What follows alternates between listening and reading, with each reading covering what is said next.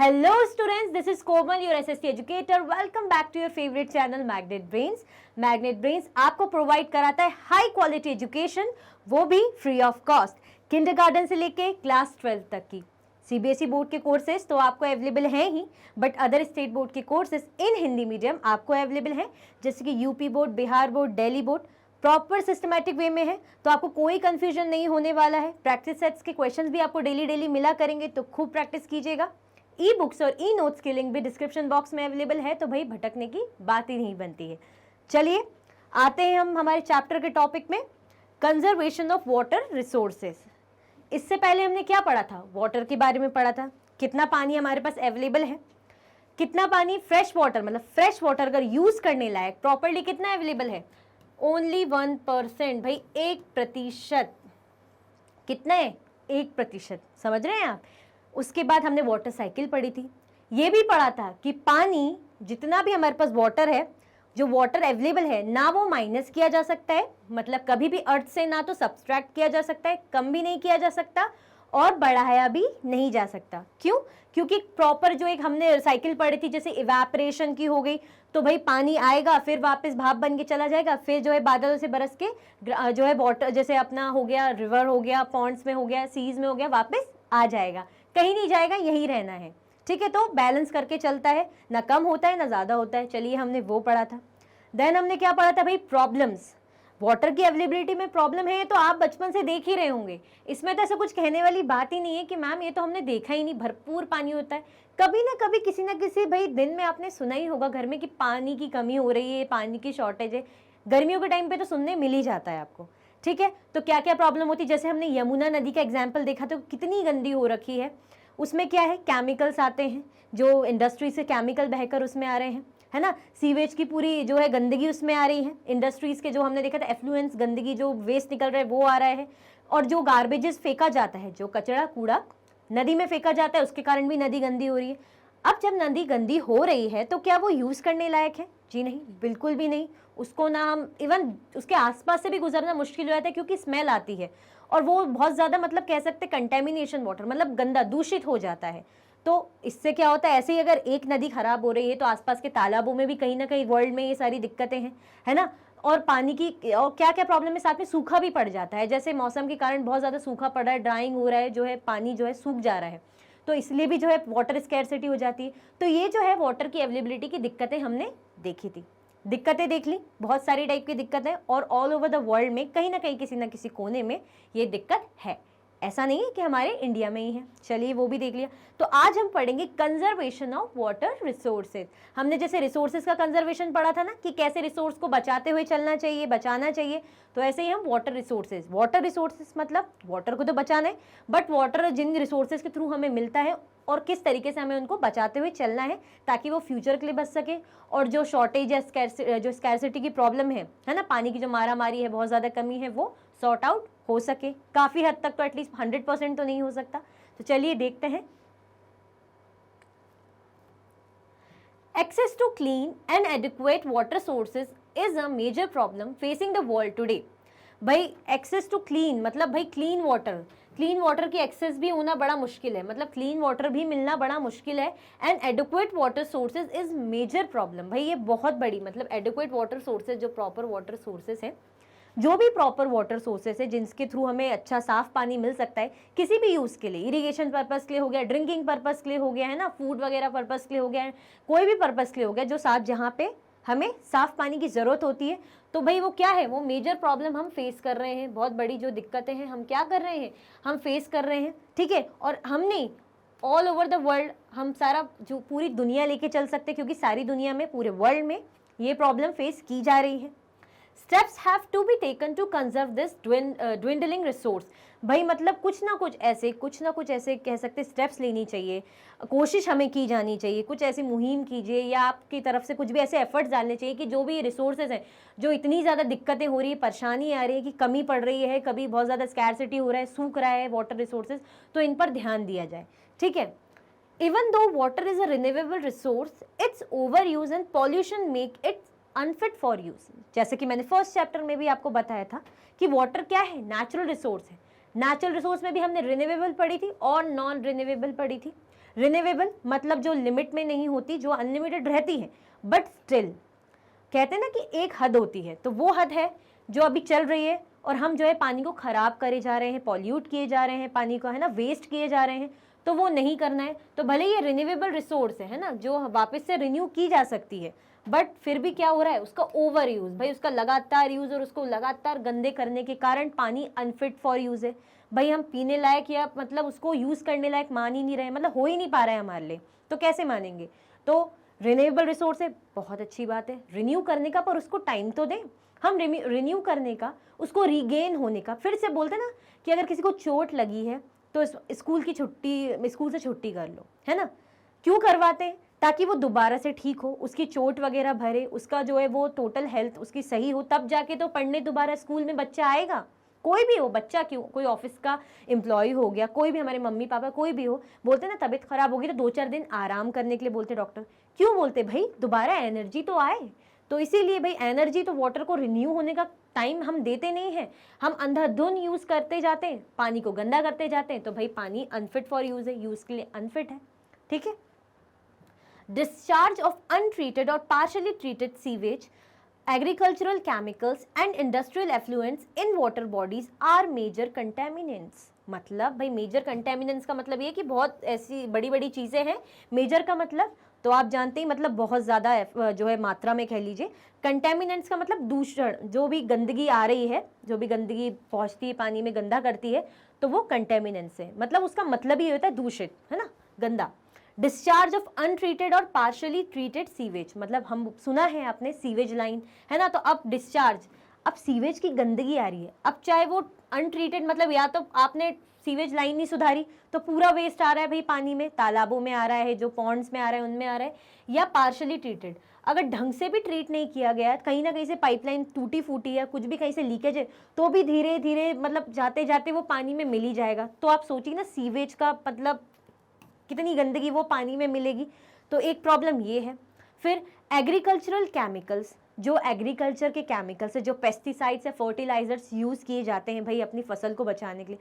कौन नहीं चाहता फसल को बचाना, भाई कीड़े मकोड़े लग जाएंगे तो भाई उनकी जितनी मेहनत है, जिस पर उनका जीविका चल रही है, कमाई चल रही है, वो अनाज बो रहे हैं इतने महीनों दिनों लगा के, तो भाई वो केमिकल्स डालेंगे, वो भी ज़रूरी है। बट अब प्रॉब्लम ये भी तो है ना कि कहीं अच्छा है, जो प्रोज है तो उसके कुछ कॉन्स भी हैं, है ना, फायदे हैं तो उसके कुछ नुकसान भी हैं। तो क्या है, एग्रीकल्चरल जो केमिकल्स है उससे भी इम्पैक्ट पड़ रहा है, क्योंकि वो धीरे धीरे केमिकल बह बह के मिट्टियों में जा रहे हैं, पानी में मिलके पानी में भी बह के चले जा रहे हैं। साथ में इंडस्ट्रियल एफ्लुएंट्स, मतलब जो इंडस्ट्री से निकले हुए वेस्ट, जो भी इनका इंडस्ट्री का केमिकल वेस्ट निकलता है, तो वही एफ्लुएंट्स होता है, जो भी वेस्ट निकल के बह के पानी में आ जाता है। जैसे कि मैंने बताया था ना कि एक तरफ धुआं, स्मोक जो इंडस्ट्रीज का निकलता है पूरे आपके एटमॉस्फेयर में मिलता है, तो हवा खराब होती है। नीचे से जो केमिकल्स है, जो भी यूज हो रहा है लिक्विड फॉर्म में, बह के मिट्टियों पे आ रहा है, लैंड को भी खराब कर रहा है, और वो बह के पानी में भी चला जा रहा है। ऐसा तो है नहीं कि वहीं की वहीं लैंड अंदर सोख ले रहा है, नहीं, वो पूरा अगर इतना सारा वेस्ट निकल रहा है, जो एफ्लुएंट्स निकल रहे हैं, वो बह के पानी, तालाब, जो भी आसपास का अगर वाटर बॉडी है वहाँ पे जाके वो मिल जा रहा है, तो पानी दूषित हो जा रहा है। तो ये क्या है, मेजर कंटेमिनेंट्स, जो ज़्यादा मतलब हद तक बहुत ज़्यादा ऐसी प्रॉब्लम क्रिएट करते हैं कि पानी गंदा होता है, ठीक है। They pollute water with nitrates, metals and pesticides. भाई ये जो कुछ चीज़ें हैं जिनके कारण वाटर पॉल्यूट होता है, नाइट्रेट्स के कारण पॉल्यूट होता है, ठीक है, मेटल्स के कारण पॉल्यूट होता है, और जो पेस्टिसाइड्स जो हम फर्टिलाइजर वगैरह सब यूज़ करते हैं, इनके थ्रू क्या होता है, ये पानी गंदा होता है। मोस्ट ऑफ दीज केमिकल्स, ये सारे क्या है, ये केमिकल इस टाइप के हैं, और ये मेटल तो आपको पता ही है, खनिज पदार्थ, ठीक है। Most of these chemicals are non biodegradable and reach human bodies through water. Non biodegradable मतलब ये ऐसा नहीं कि जो मतलब वहीं पर डिकम्पोज टाइप के हो जाते हैं कि धरती में ही मिल जाते हैं, और धरती में जैसे बोलते हैं ना, जैसे हम इंसान मरता है या जानवर मरता है तो मिट्टी धीरे धीरे वो मिट्टी में मिल जाता है, डिकम्पोज हो जाता है। बायोडिग्रेडेबल आपने सुना होगा, बट नॉन बायोडिग्रेडेबल कुछ नहीं हो सकता। प्लास्टिक का सुना है आपने, प्लास्टिक का कुछ नहीं हो सकता, वो वैसी का वैसे डिकम्पोज नहीं होगा, वो मिट्टी में नहीं मिलेगा। इसलिए बोलते हैं ना प्लास्टिक जो बैग्स है, आपने देखा होगा बैन कर दिया है, मना कर दिया है काफ़ी जगह। आप देख रहे हैं जो पेपर बैग्स यूज़ होने लगे हैं काफ़ी शॉप्स में या मॉल्स में, तो इसीलिए भाई ये इसी टाइप का एग्जांपल है कि नॉन बायोडिग्रेडेबल है, ये मिल नहीं सकता मिट्टी में, ठीक है। अब क्या होता है, ये ऐसे मिल जाता है पानी में, तो अब वो पानी अगर मतलब कुछ भी उसमें ऐसा कुछ भी मिला है, जो चीज़ें जो केमिकल्स हैं ये नॉन बायोडिग्रेडेबल है, जो डिकम्पोज नहीं हो रहे हैं, तो क्या हो रहा है, धीरे धीरे वाटर में मिल जाएंगे। अब जो वाटर का भी लाइन जाएगी, अगर इंसान पानी पिएगा तो उसकी हेल्थ के लिए भी बेकार है, वरना तो लोग ऐसे ही नॉर्मल कोई भी पानी नहीं पी सकते। साफ पानी क्यों पीते हैं, इसीलिए तो पीते हैं कि भाई हेल्दी रहें, स्वस्थ रहें, ठीक है। तो भाई ये ह्यूमन बॉडीज में चले जाते हैं थ्रू वाटर, और वाटर में क्या रहते हैं भाई, ये केमिकल्स, है ना, क्योंकि इतना ज्यादा रिलीज हो रहे हैं chemicals. Water pollution can be control by treating these effluents suitably before releasing them in water bodies. फिर भी ये है, ऐसा नहीं कि चीज़ें पॉसिबल ही नहीं है कि अब नहीं हो सकता भाई, अब तो गंदगी होनी ही होनी, अब कोई हमसे ना हो पाएगा, हम साफ सफाई नहीं कर पाएंगे, ऐसा कुछ भी नहीं है। हर चीज़ के मतलब अगर है परेशानी है तो उसका हल भी है, बस सोच समझ के और कहते हैं ना पूरे डिटर्मिनेशन के साथ करेंगे तो चीज़ें क्यों नहीं सही होंगी, ठीक है। तो भाई क्या है, water pollution can be control, भाई ये जो है कंट्रोल हो सकता है, जो वाटर पॉल्यूशन है उनको रोका जा सकता है एक हद में। ट्रीटिंग दीज एफ्लुएंट्स, ये जो वेस्ट निकलता है ना, एफ्लुएंट्स मैंने बताया था, जैसे केमिकल जो इंडस्ट्रीज के वेस्ट निकल रहे हैं, बचा कुछ केमिकल जो भी पूरा निकल के लैंड में या वाटर में आ रहा है, तो उनको सुटेबली मतलब तरीके से ऐसे रिलीज करा जाए कि भाई वो पानी में जो है ना मिले, है ना, वाटर बॉडीज में ना मिले, मतलब वो अलग उनको ऐसे संभाल के रख लिया जाए, कहीं भी उनको कवर करके या जो भी है उनको अलग सेव कर लिया जाए, बचा लिया जाए, ताकि वो पानी में ना मिल पाए, वाटर बॉडीज में रिलीज होके ना जा पाए। जैसे हम देखते ना कुछ भी चीज़ बह रही तो हम रोक लेते हैं घर में कि अरे यार और घर गंदा ना कर दे, तो उसको पहले ही रोक लो, वहाँ पे पहले उसको बैरियर लगा दो, तो वाटर बॉडीज में जाके नहीं मिलेगा। तो एक हम ये तरीका अपना सकते हैं ये कंट्रोल करने का, ठीक है। चलिए आगे चलते। Methods of water conservation, methods of water conservation are as follows, मतलब ये कुछ हैं जो पानी को बचाने के मैथड्स हैं, पानी को गंदा होने से बचाने के लिए मैथड है। Forest and other vegetation cover slow the surface run of and replenish underground water.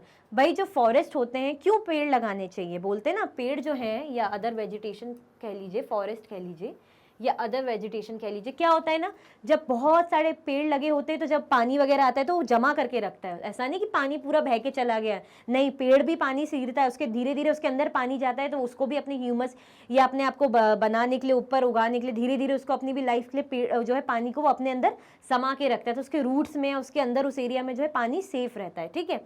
तो forest and other vegetation cover slow the surface run of and replenish underground water. अब क्या होता है, जब ये बहुत सारे पेड़ लगे होते हैं ना, तो पानी जो बह के एकदम से नीचे भी नहीं जाता है, थोड़ा सा जो पानी की स्पीड है स्लो कर देता है। पेड़ लगे हैं बहुत सारे जो है, अब एकदम से जो है पेड़ों में इधर उधर होते होते पानी कहीं ना कहीं जमा हो जाता है, सीधे सीधे रन ऑफ मतलब बह नहीं जाता, ठीक है। तो एक तरीके से ये बचा सकते हैं, इसलिए पेड़ भी ज़्यादा से ज़्यादा लगाना चाहिए ताकि पानी कहीं ना कहीं जमा रहे, पेड़ों में जमा रहे, पेड़ों की जड़ों के पास या उनके आसपास के एरिया में जमा रहे, तो एकदम से बह के बर्बाद नहीं होगा, ठीक है। Water harvesting is another method to save surface run off. भाई क्या है वाटर हार्वेस्टिंग, वाटर हार्वेस्टिंग का मतलब होता है, जैसे बारिश का पानी आपने देखा होगा ना, हो सकता है आपने देखा हो, शायद नहीं भी देखा हो, बट अगर गांव वगैरह के एरिया में देखा जाए तो भाई बारिश का पानी जब बह के आता है ना, तो जैसे पाइपलाइन रहती छतों में से ड्रेनेज वो लाइन लगी रहती, तो वहां से बह के लोग क्या करते हैं, ये बाल्टी वगैरह लगा देते हैं या छोटी छोटी सी टंकी रख देते हैं, ताकि जो बारिश का पानी है तो बह के वहाँ पे स्टोर हो जाए, या गड्ढा वगैरह ऐसे करके रखते, छोटा सा ऐसा बना के रखते, ताकि जो पानी उस गड्ढे में जमा हो जाए तो अंडरग्राउंड वाटर मतलब ग्राउंड में वाटर सेव हो जाए, या जो है टैंक्स में वाटर सेव हो जाए, या बड़ी बड़ी जो है बाल्टी बकेट्स वगैरह में सेव कर लो।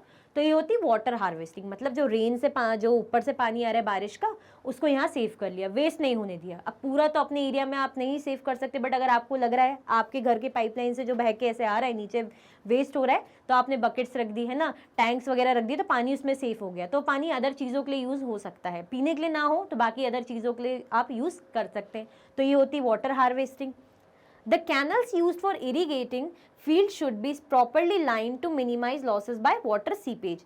भाई जो कैनल्स वगैरह यूज़ की जाती है, कहाँ पे ये बात हो रही है, खेतों से रिलेटेड बात हो रही है, भाई एग्रीकल्चर से रिलेटेड, वहाँ पे बहुत ज़्यादा पानी की ज़रूरत होती है, क्योंकि फसलों को भाई पानी की ज़रूरत है। आपके यहाँ 4 गमले लगे होंगे घर में, तो आप देखते हैं ना रोज़ गर्मियों के टाइम पे भाई पानी देना है, मम्मी को टेंशन रहती है कि भाई पेड़ों को पानी दो, नहीं तो ऐसे सैड से हो जाते हैं, ठीक है। तो भाई इसलिए ये तो एग्रीकल्चर की बात है, तो खेती की बात है, वहाँ तो भाई जो है फसलें ही फसलें, तो वहाँ पानी की ज़रूरत है। तो मतलब इस तरीके से जो है पाइपलाइन जो है प्रॉपर ऐसे बिछी होनी चाहिए, इरिगेशन फील्ड में प्रॉपरली लाइन होनी चाहिए कि जो सीपेज वाटर, जो पानी वाटर सीपेज मतलब जो धीरे धीरे पानी रिसता रहता है ना, जैसे थोड़ा बहुत छेद हो जाए पाइपलाइन में तो पानी जो बहता रहता है, तो ऐसा ना हो। तो इस तरीके से हो कि अगर पानी बह भी रहा है तो प्रॉपरली वो उनके थ्रू कैनल्स या वहाँ पे जो है अनाज लगे हुए हैं, जो भी फसल लगी हुई है, तो उस पे जाता रहे धीरे धीरे, वो वेस्ट ना हो। बोलते हैं ना, जैसे आपने कहीं बार देखा होगा कि अगर कोई पाइप से पानी जो है, आप पाइप यूज कर रहे हैं या पाइप चला दिया आपने, पानी वेस्ट हो रहा है ना, छेद है पाइप में, हो ही जाता है, कट आ जाता है तो पानी वेस्ट होता है, तो आप क्या कर देते हैं भाई, बाल्टी वगैरह लगा देते हैं, मग वगैरह रख देते हैं वहाँ पे ना, कि पानी जो है उसमें चला जाए, ऐसे वेस्ट में जमीन पे ना गिरे। तो इस तरीके से वाटर सीपेज मतलब ऐसे कैनल्स के आसपास ऐसे लगा दिए जाए कि जो बह रही है, जो थोड़ी बहुत भी धीरे धीरे पानी बह रहा है, तो वो सही जगह पे यूज हो, ऐसा नहीं कि वेस्ट होके बाहर जा रहा है ना, तो पेड़ों पे ही आता रहे। तो the canals use for irrigating field should be properly line to minimise losses by water seepage. और जो कैनल्स हैं, जो कैनल्स लगे थे ना, वाटर कैनल आपने सुना होगा, वो इस तरीके से लगे जाए कि अगर वाटर सीपेज की कोई इशू आ रही है तो जो है इरीगेशन के टाइम दिक्कत ना है और पानी वेस्ट ना हो। तो एक क्या पड़ा भाई, फॉरेस्ट कवर और वेजिटेशन बहुत ज़रूरी है। तो उससे क्या होता है, जो रन ऑफ जो पानी होता है तो अंडरग्राउंड धीरे धीरे जम जाता है, क्योंकि ये चीज़ें क्या है, रोक के रखती हैं। अगर कुछ खाली ज़मीन रहेगी तो पानी बह के चला जाएगा ना, बट खूब सारे पेड़ हैं, अच्छी अच्छी वेजिटेशन है, खूब सारा हरा भरा है, तो पानी को रोक लेंगी, तो अंडरग्राउंड वाटर के लिए भी वो सही रहता है, वहाँ जमा हो जाता है। दूसरा वाटर हार्वेस्टिंग, जो रेन से आता है, ठीक है, जो हम जैसे लगा लिए बाल्टी वगैरह लगा ली, बकेट आपने लगा लिया, टैंक्स, छोटी छोटी टंकी लगा लिया, गड्ढे कर दिए आपने, वहाँ पे ग्राउंड जैसा बना दिया ताकि वहाँ पे पानी सेफ रहे, एक वो। तीसरा हमने पढ़ा था कि कैनल्स इस तरीके से लगाए जाए कि इरीगेशन के टाइम जैसे वाटर जो भी बह रहा है, सीपेज हो रहा है, कुछ भी ऐसे लीकेज चल रहा है पानी का, तो वो बच जाए, वो मतलब पेड़ों पे ही जाए, कैनल्स के आसपास ही रहे, मतलब ऐसे वेस्ट होके बाहर ना बहे। जैसे आप ये देख रहे हैं ना, एक वाटर स्प्रिंकल, हम इसका भी पढ़ेंगे। अब आप देख रहे हैं डायरेक्ट ऐसे पानी ऐसे फेंकने से अच्छा पूरा पाइप चला के आप बोलते कुछ कुछ छींटे मार दो। आपने देखा होगा काफ़ी सब्जी वाले सब्जियों में से छींटे मारते रहते हैं ऐसे ऐसे, तो इसीलिए ताकि थोड़ा सा उनमें पानी धीरे धीरे जाता रहे। अब ऐसे आप बिल्कुल ही ऐसे पाइप चला देंगे तो पूरा पानी ऐसे ऐसे वेस्ट होता रहेगा और वो सब जगह पे नहीं जा पाएगा। स्प्रिंकल से क्या फायदा होता है, देख रहे हैं आप, जैसे ऐसे पूरी जगह पे जा रहा है, अच्छा हल्का हल्का जो ड्रॉपलेट्स है पूरे एरिया को कवर करके पूरी जगह जो है पानी प्रोवाइड कर रही है आप खेतों में। आप ये देख रहे हैं, तो वाटर स्प्रिंकलर, ये वाटर स्प्रिंकलर है। आप देखेंगे ना, जैसे आप आउटर में जाते हैं शहरों के, तो काफी आपको देखने के लिए मिलेंगे। ठीक है, चलिए नेक्स्ट में चलते हैं।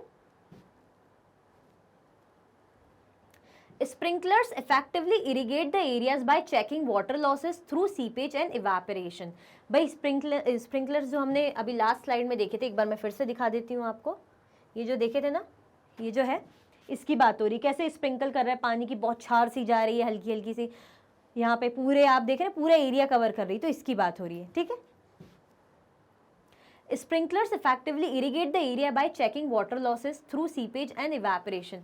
स्प्रिंकलर्स से क्या फ़ायदा होता है भाई, ये पूरा जो वाटर लॉस, जहाँ पानी जो बर्बाद हो रहा है, अगर कहीं भी पानी से वेस्ट होके जा रहा है, सीपेज के थ्रू, वही जो लीकेज मैंने कहा था कि थोड़ी बहुत भी पानी अगर कहीं छेद वगैरह हो गया, जो होल हो गया, तो पानी बह रहा है, ठीक है, या एवेपरेशन, या पानी अगर एवेपरेशन की प्रोसेस देखी थी ना कि कैसे पानी जो है भाप बन के उड़ जाता है, मतलब पूरा वो एरिया धीरे धीरे ड्राई होता है, सूखने लग जाता है, पानी जल्दी सूख जाता है, तो उसके लिए वर्क करती है। तो स्प्रिंकल्स के थ्रू क्या होता है, जो स्प्रिंकलर्स होते हैं वो क्या करते हैं, उनसे अच्छी पानी की बौछारें पूरे खेतों में आसपास में ऐसे छिड़की जाती। स्प्रिंकलिंग आपने सुनी होगी ना, जब भी आप कोई कुकिंग की वीडियोस देखते हैं तो आप ऐसे नमक ऐसे स्प्रिंकल करते हैं, ऐसे थोड़ा थोड़ा, या काली मिर्ची ऐसे ऐसे, ब्लैक पेपर ऐसे ऐसे करते हैं, तो वही स्प्रिंकल जैसे पानी का अच्छी बौछार तो ज़्यादा एरिया को कवर कर लेती।